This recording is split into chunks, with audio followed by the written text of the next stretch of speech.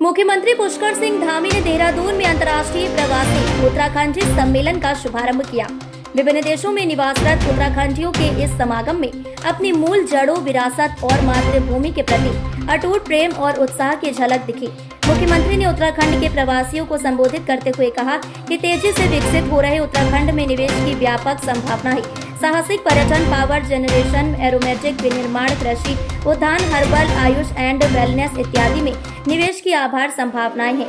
कहा कि हमने राज्य को निवेश डेस्टिनेशन के रूप में स्थापित करने के लिए नीतिगत और ढांचागत दोनों स्तर पर बड़े सुधार किए हैं। काम शुरू करने में आसानी हो, इसके लिए नियमावली में उसी अनुरूप सुधार किए हैं। अपराध मुक्त और भय मुक्त समाज के लिए अनेक सख्त वैधानिक प्रावधान किए हैं। सड़क, रेल, हवाई अड्डा, रोपवे, संचार नेटवर्क का बेहतर इंफ्रास्ट्रक्चर तैयार किया है, जिससे राज्य एक सुरक्षित, सुगम और आकर्षक निवेश स्थल के रूप में भी तेजी से उभर रहा है। नीति आयोग की रैंकिंग भी इसी ओर इशारा करती है।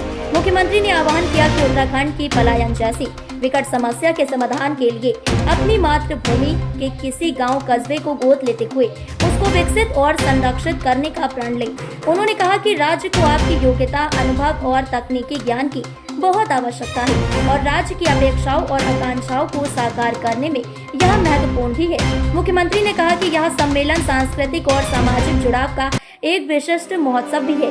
हमारे प्रवासी उत्तराखंडी अपनी ईमानदारी, मेहनत और समर्पण के लिए देश विदेश में सम्मान की दृष्टि से देखे जाते हैं। कहा कि जिस तरह से देश विदेश में भारत का नाम आप लोग रोशन कर रहे हैं, इसी तरह से अपनी मातृभूमि उत्तराखंड का नाम भी रोशन करें। मुख्यमंत्री ने कहा कि हमने प्रवासियों से बेहतर समन्वय और सहयोग प्रदान करने के लिए प्रवासी प्रकोष्ठ का भी गठन किया है। हम शीघ्र वेंचर फंड का भी प्रावधान करेंगे।